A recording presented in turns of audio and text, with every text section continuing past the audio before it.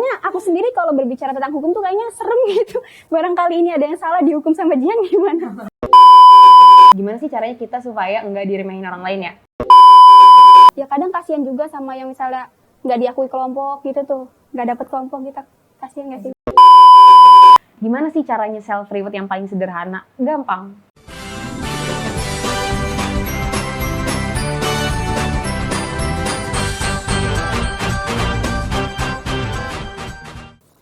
Senyum-senyum di depan kamera. Assalamualaikum teman-teman semua. Hai teman-teman, alhamdulillah sekarang kita memasuki episode ketiga. Dan yang kemarin itu udah tayang ya teman-teman, episode pertama dan kedua. Dan sekarang kita akan memasuki episode yang terakhir, episode puncak. Karena setelah itu nggak bakal ada episode lagi ya teman-teman. Episode 3 itu udah maksimal. Dan bagi teman-teman yang belum menonton episode 1 dan 2, diharapkan menonton ya teman-teman. Dan insya Allah itu kontennya bermanfaat. Bagi yang belum nonton, bisa nonton di channel YouTube Yunif Days Manam. Untuk editor bisa nih diedit di manapun ini boleh. Tulis aja di sini nama channel YouTube-nya. Dan sekarang kita akan membahas mengenai how to appreciate to ourselves.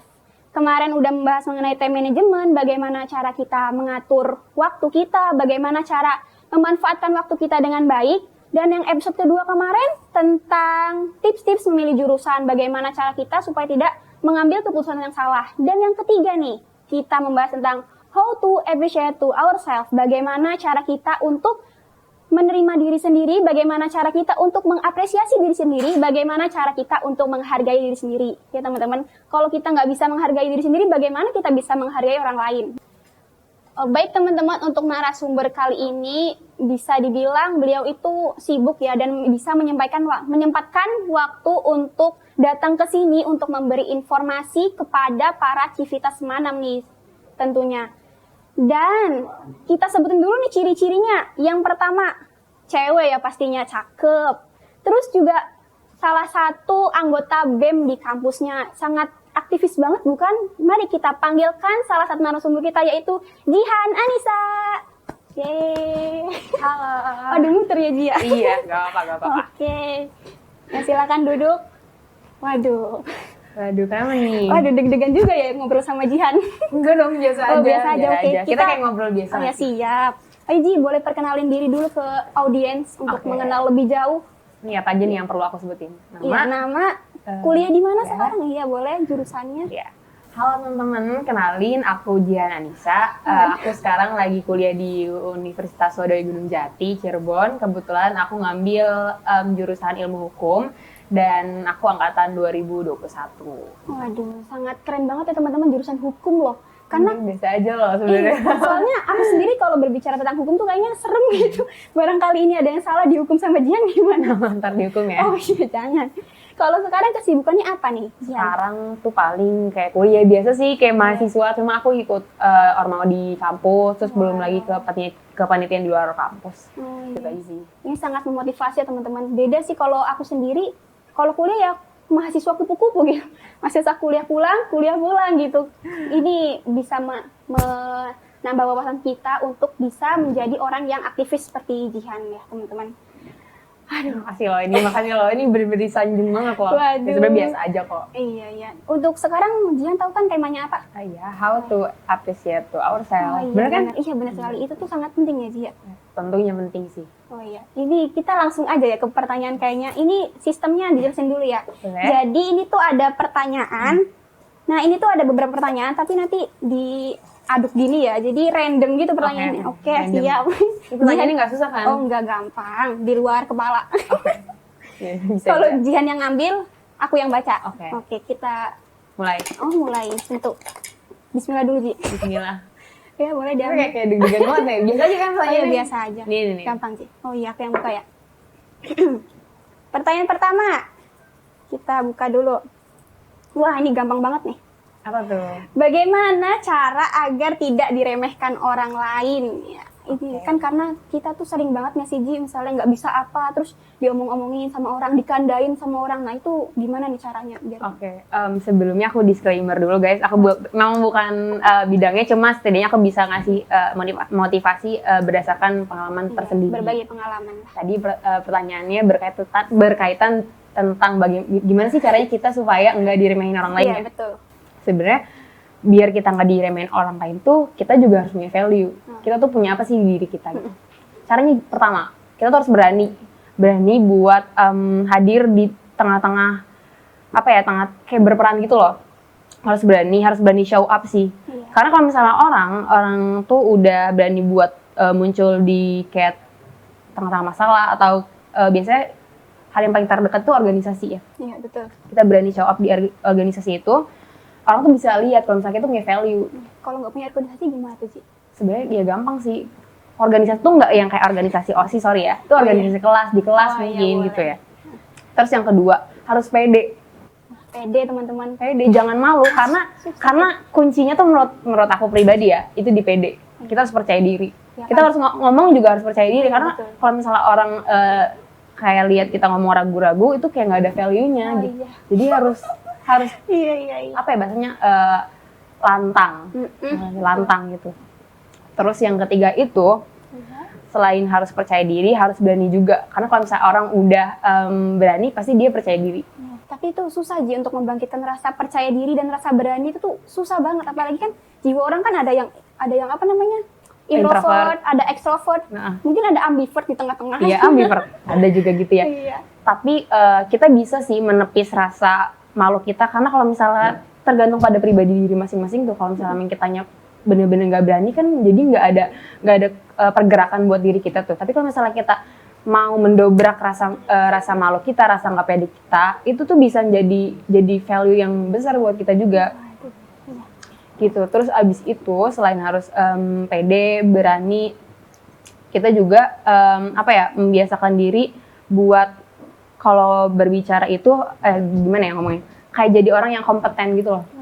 Kalau misalnya melakukan sesuatu tuh memang harus sampai selesai, karena kalau misalnya orang tuh menilai kita nih, misalnya di ruang lingkup organisasi ada misalnya satu orang yang kayak mengerjakan sesuatu tuh setengah-setengah, jadi kayak jangan percaya sama dia tuh nggak bisa dipercaya gitu. Oh ya, berarti kuncinya juga percaya, harus bisa dipercaya gitu. Kalau misalnya kita kompeten itu orang tuh jadi percaya sama kita, jadi kita tuh punya value, ada satu daya tarik yang dipercaya sama orang lain. Gitu. Ya, berarti intinya mah kuncinya tuh ada di diri kita sendiri gitu aja. Iya, betul. Coba kalau misalnya Ella nilai seorang yang kayak bisa dipercaya, terus abis itu dia orangnya percaya diri juga, terus abis itu berani dan nggak ragu-ragu tuh kalau misalnya melakukan sesuatu tuh. Jadi kan kita kan menaruh harapan yang besar di dia kan. Iya, nah karena harapan besar itu kita nggak diremehkan karena kita tuh ibaratnya dibutuhkan tuh. Jadi nggak gampang diremehkan, El. Gitu. Iya, betul. Iya, ini sangat bermanfaat banget teman-teman. Karena apa ya Ji, misalnya di kampus juga kan ada tugas kelompok gitu. Ya. Nah pasti yang diambil juga orang-orang yang, ya benar. Iya pasti jadi yang orang-orang yang percaya diri, orang-orang yang bisa mengutarakan pendapatnya itu orang yang diambil gitu di suatu kelompok, kayak direbutin gitu tuh Ji. Menggendong, orang yang bisa menggendong orang. Iya, kalau misalnya di kelompok, biasanya kalau misalnya di tugas-tugas kampus kayak gitu ya, tugas kelompok tuh, orang yang bisa menggendong. Ya kadang kasihan juga sama yang misalnya nggak diakui kelompok gitu tuh, nggak dapet kelompok gitu, kasihan nggak sih? Sebenarnya ya kalau misal kasihan sih, kasihan juga sih, cuma dari orang tersebut itu jangan diem aja gitu loh. Kita harus bisa show up, karena buat branding juga kan, buat branding diri kita gitu. Apalagi sekarang dari perjalanan pendidikan itu kan kalau misalnya habis SMA tuh biasanya kuliah ya. Iya, nah betul. Dari kuliah itu kan kita harus punya banyak relasi gitu. Perbanyak bangun relasi ya teman-teman. Iya. Ya boleh lanjut ke pertanyaan kedua ya. Boleh. Soalnya ini banyak ya teman-teman, pertanyaannya lumayan. Jadi banyak dong. Ayo lanjut. Bismillah. Ya, silahkan. Ini. Oh iya. Ini kayaknya lebih gampang Ji. Apa itu kan belum dibuka. Bagaimana cara kita untuk bangkit dari kegagalan, takut, frustasi dalam menghadapi hidup yang ada? Oke. Aku bahas soal biasanya kalau misalnya kita habis SMA nih pasti kan ada orang yang mau kerja sama mau kuliah ya. Pilihannya dua itu. Ya ada juga yang menyerah. Jangan dong, jangan menyerah. Nah, bahas soal bagaimana sih caranya kita buat bangkit dari kegagalan kita. Teman-teman, kalau misalnya gagal itu kan nggak harusnya kita stuck gitu loh. Kita tuh harus tentunya bangkit kan. Nah, gimana sih caranya? Pertama, kita harus muhasabah diri, bener nggak sih? Kita tuh ibaratnya kayak yang kesalahan tuh di mana gitu. Nah, dari kesalahan yang udah kita introspeksi gitu, kan kita tahu nih kelemahan kita di mana. Nah, dari kelemahan itu kita tuh cari problem solving-nya seperti apa.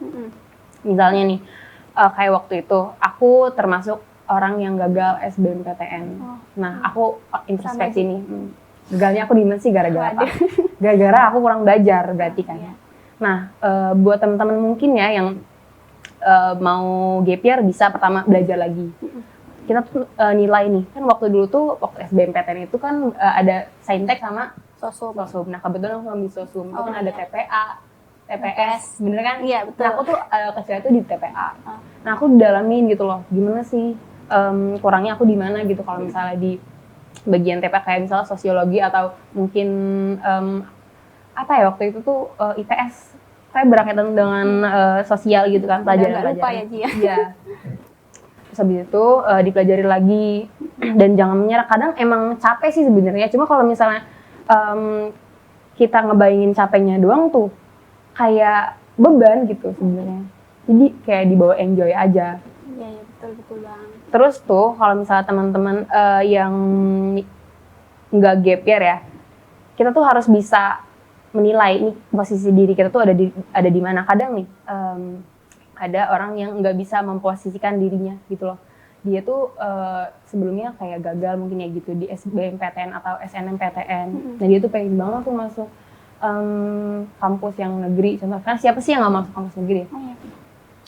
Nah dia tuh sangat mungkin ya apa ya nggak mau masuk swasta gitu. Tapi tuh kita tuh harus tahu kenapa sih alasan kita nggak bisa masuk kampus yang kita inginkan. Pertama mungkin tadi karena kurangnya kita belajar. Kedua, restu orang tua. Restu orang tua itu sangat penting teman-teman. Iya. Kita tuh harus introspeksi kayak aduh aku sebenarnya ini direstuin gak sih sama orang tua? Mungkin karena jalannya belum di sini. Karena apa? Karena nggak direstui orang tua. Iya. Gitu. Harus tahu posisi kita tuh di mana. Mungkin ya kayak finansial. Bener gak sih?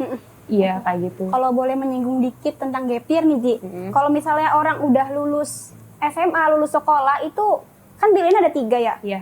Gap year, masuk swasta atau menyerah. Nah, kata Jihan antara ketiga ini tuh mending yang mana? Atau kita asal masuk kampus aja, terus jurusan tuh nggak sesuai gitu? Oke, dari 3 pilihan, tentunya yang menyerah tuh harus ditepis. Siapa sih mau menyerah kan nggak ada ya? Iya. Nah, kalau misalnya kamu yakin dengan kemampuan kamu dan latar belakang kamu mungkin mendukung ya, mulai kayak diizinkan orang tua gitu, finansial juga mendukung.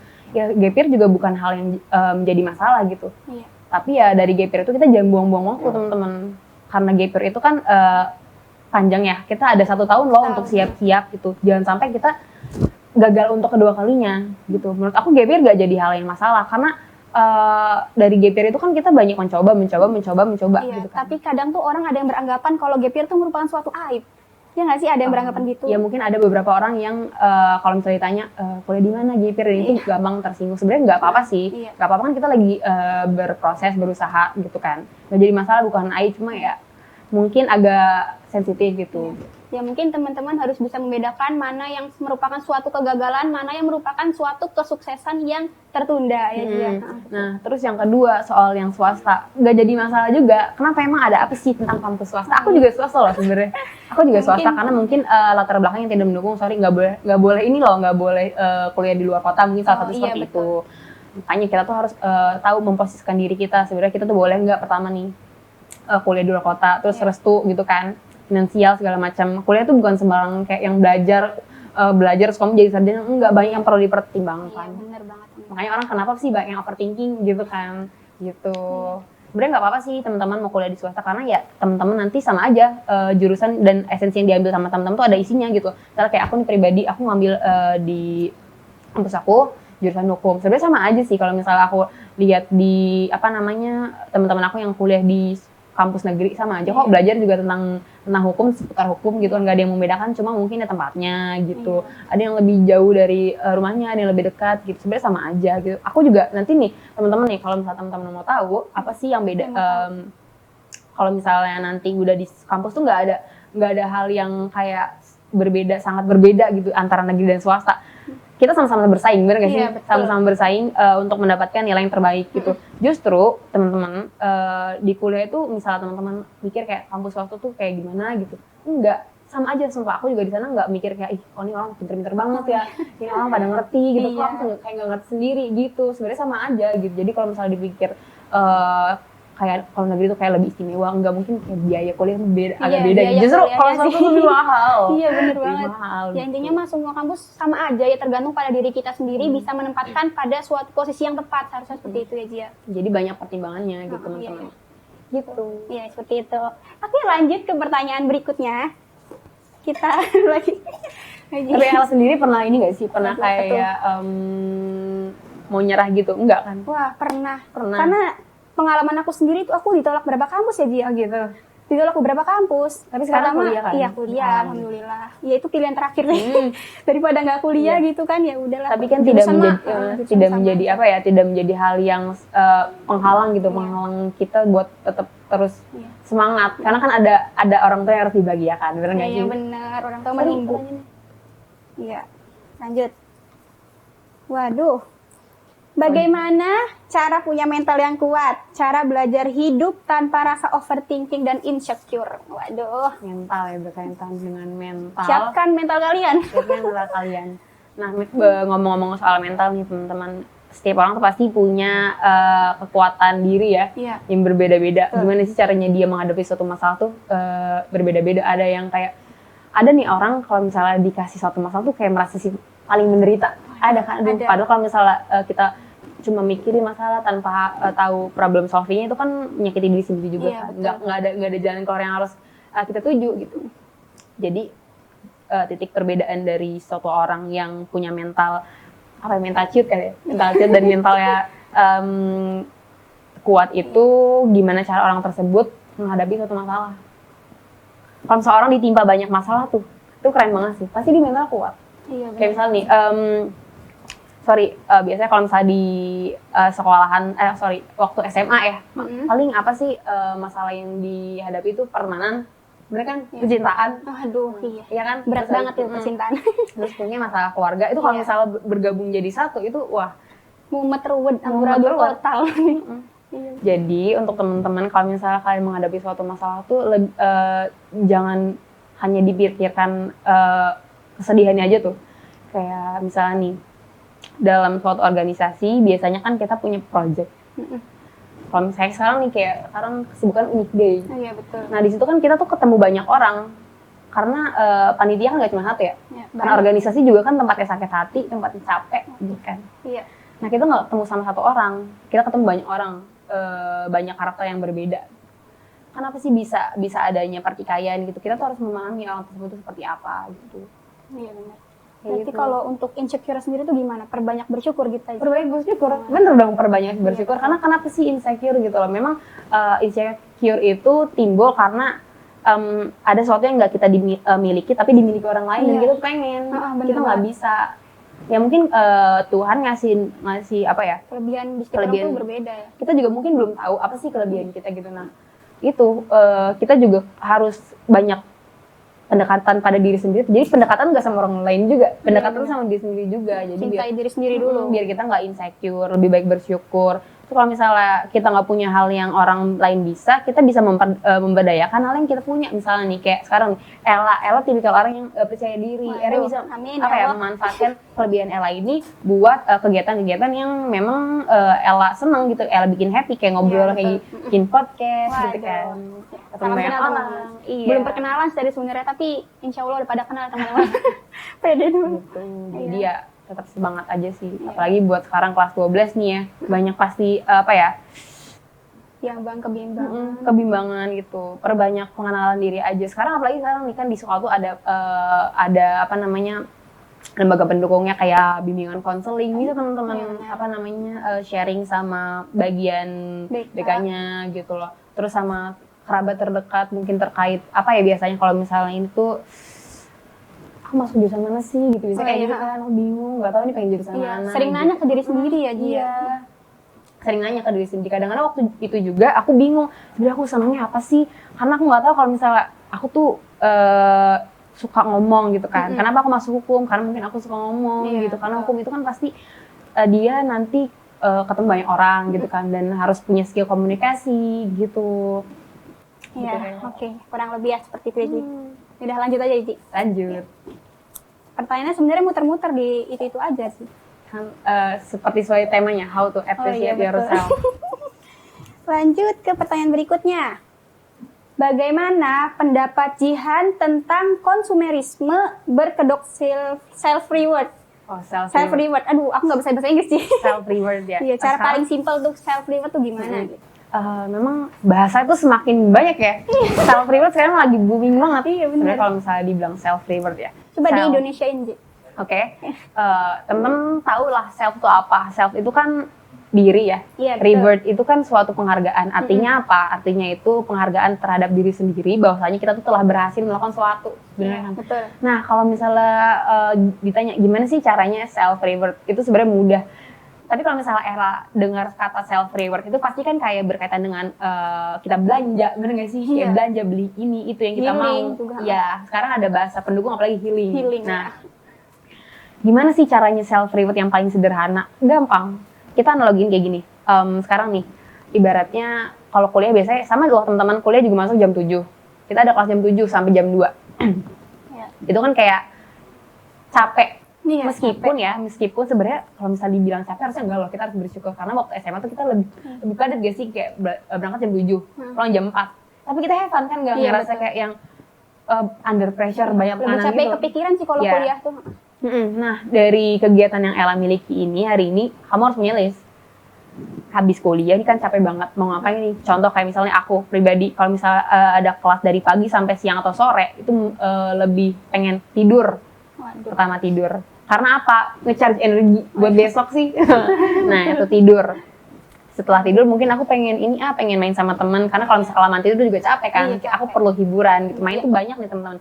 Main tuh kayak main handphone, bisa main kita ngopi, nongkrong gitu kan. Sama Nah, teman. itu. Jadi sebenarnya kalau misalnya dibilang self reward paling dekat itu ya gampang, kita bisa istirahat, nggak melulu soal uang tuh. Sebenarnya kalau misalnya teman-teman di sini telah berhasil melakukan sesuatu, kayak aduh aku udah berhasil nih, udah berhasil, contoh kayak berhasil masuk universitas yang aku mau gitu loh. Teman-teman pengen beli motor sebagai self reward. Tapi kalau misalnya memang pada mendukung, kita kayak orang tua mendukung, nggak jadi masalah. Cuma jangan sampai memberatkan orang lain gitu. Memberatkan tuh dalam artian kita mengalokasikan uang terlalu banyak gitu, kayak pengen belanja ini nggak puas, itu nggak puas gitu. Sebenarnya kalau self reward paling sederhana, simpel istirahat ya menurut aku. Iya, betul. Karena sekarang ya apalagi mahasiswa itu kan tugas numpuk. Jadi kurang banget istirahat, bener nggak sih? Iya, benar. Gitu. Cukup Jadi sedih. kalau misalnya dikasih waktu yang luang, aku lebih ke istirahat sih. Berarti pendapat Jihan tentang jiwa konsumerisme yang berkedok self film tuh ya boleh-boleh aja, tapi jangan berlebihan. Jangan malah mengalokasikan uang tuh terlalu berlebihan gitu, teman-teman. Jadi kalau misalnya teman-teman nih berhasil masuk jurusan yang teman-teman mau, amin. Menurut aku ya, jangan terlalu mengalokasikan uang tuh terlalu tinggi gitu, karena kan merugikan orang lain juga nggak sih? Masih banyak kebutuhan yang harus diurus. Iya, apalagi kalau misalnya kuliah nih, banyak hal yang perlu dibayar, kayak sama uang gedung, biasanya kayak gitu kan kalau kuliah. Terus apalagi tuh, yang ngekos biasanya, itu kan harus dipersiapkan. Temen tabung aja deh kayaknya, self reward yang lain aja deh gitu. Ini lanjut. Waktunya tinggal berapa lagi nih, Ci? Oke. Ambil sendiri, udah diambil aja lah. Oke, boleh. Biar cepet. Lanjut ya, Ji ya. Lanjut. Ini insecure lagi sih. Apa tuh? Insecure karena nggak punya bakat. Apakah menjadi alasan kita susah belajar hal baru? Oke. Kalau misalnya bicara soal insecure dan bakat, nggak ada sih manusia, menurut aku pribadi ya, nggak ada sih manusia yang nggak punya bakat tuh, nggak ada. Nggak ada. Bakat tuh banyak, teman-teman. Bakat tuh nggak kayak yang bisa melukis, bisa menggambar. Bakat tuh kayak ada bisa nyanyi, mungkin suaranya bagus, atau pede kayak Ella, terus bisa berani untuk berbicara di depan kamera. Itu menurut aku suatu bakat sih. Ya, mungkin bagi yang belum tahu bakatnya teman-teman itu apa, mungkin masih terpendam. Yang kita ini perlu menggali potensi dalam diri kita buat mengetahui bakat kita itu seperti apa sih gitu ya, Ci ya. Ya, jadi jangan bilang kalau misalnya kita tuh nggak punya bakat, kita tuh punya bakat loh, tapi emang kita aja nggak tahu dan tidak menganggap hal tersebut tuh suatu bakat. Karena biasanya orang insecure itu karena ya itu, dia tuh nggak punya hal yang ada di orang lain dan dia nggak bisa. Contoh kayak aku nggak bisa menggambar, tapi Ella bisa menggambar. Nah tuh insecure, kenapa sih ya Allah, aku nggak bisa gambar gitu. Sebenarnya ya kalau kamu nggak bisa gambar, tapi kamu tuh bisa yang lain dan orang lain juga nggak belum tentu punya bakat yang kamu punya kan. Iya, betul. Gitu. Jadi ya lebih ke kayak bersyukur, terus cari tahu memang jati diri saya itu seperti apa gitu. Jadi kita tahu bakat itu gimana. Ya. Gitu. Ya, kurang lebih seperti itu teman-teman. Emang karena Ella sendiri ya ngerasa nggak sih kalau misalnya Ella tuh Nggak punya. pede, tapi kalau misalnya aku ngerasa tuh Ella tuh enggak orang yang pede gitu. Enggak teman-teman, aslinya ini juga deg-degan sih tadi gitu. awalnya di sini. Apalagi bertemu sama Jihan, seorang aktivis. Apa sih enggak yang aktif Aduh, banget. Sebenarnya kayak biasa aja sih. Kadang juga nggak tahu tuh Ji, bakat aku tuh apa, itu juga tahu dari orang yang ngasih tahu. Iya, gitu kan. nah makanya karena teman-teman sebenarnya kalau misalnya dibilang untuk menilai diri sendiri itu bukan kita yang tahu, sebenarnya kalau orang lain yang tahu karena dia tuh yang menilai kita, makanya kita harus lebih sharing sama siapa aja lah, tapi mungkin orang yang tepat gitu, kayak contoh kerabat terdekat, orang tua, bagian konseling gitu. Makanya untuk kalau kalau misalnya dikaitin ke jurusan ya, makanya kenapa aku bilang coba untuk sharing sama bagian bimbingan konseling, karena mereka kan lebih pada bidangnya gitu, jadi mereka tahu kita tuh bakat yang kita nggak tahu tapi kita punya itu seperti apa gitu. Kayak misalnya aku lebih tertarik untuk menyelesaikan masalah. Menurut aku kalau misalnya aku ketemu masalah tuh aku tuh seru gitu loh, kayak yang mencharge diri gitu, kayak suatu tantangan tersendiri. Ada kan orang yang kayak senang banget dihadapi suatu tantangan. Aku senang, makanya kenapa aku disarankan untuk coba aja mengambil jurusan ilmu hukum gitu. Berarti mentalnya kuat nih teman-teman Jihan. Amin. Amin loh punya mental yang kuat. Aduh, oke. Lanjut Ci. Ambil sama Jihan. Ini pertanyaan keberapa nih? Pertanyaan kesekian. Sekian. Iya. Mau selesai ini bentar lagi. Oke. Ini udah sih tadi, udah sama aja. Kita buang. Kita cari pertanyaan yang lain. Bagaimana cara mengatasi kekurangan dalam diri sendiri? Bagaimana sih teman-teman cara mengatasi kekurangan dalam diri sendiri? Ini based on my experience aja ya. Aku memang bukan bidangnya, cuma punya pengalaman yang berharga Jihan tuh. Iya, kekurangan aku itu, aku tuh kalau aku tuh kayak tipe orang yang kayak gampang puas gitu loh, ngerti gak sih? Kalau misalnya kayak misalnya kemarin dikaitkan dengan SBMPTN segala macam, aku gagal, contoh aku kurang puas, pasti aku kepikiran banget. Iya betul.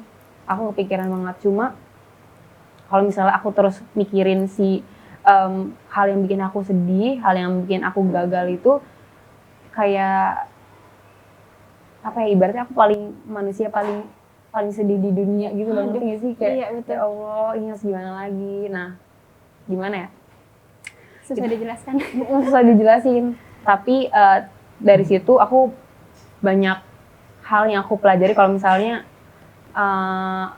kuliah tuh nggak cuma belajar, nggak cuma kayak yang aku punya kemampuan bisa ngerjain SBMPTN. Enggak, ternyata kuliah tuh banyak yang harus dipertimbangkan gitu loh. Kayak mungkin izin ya, terus habis itu ternyata kalau misalnya aku dapat cerita dari teman-teman itu, banyak orang yang kuliah di luar tuh ternyata homesick gitu.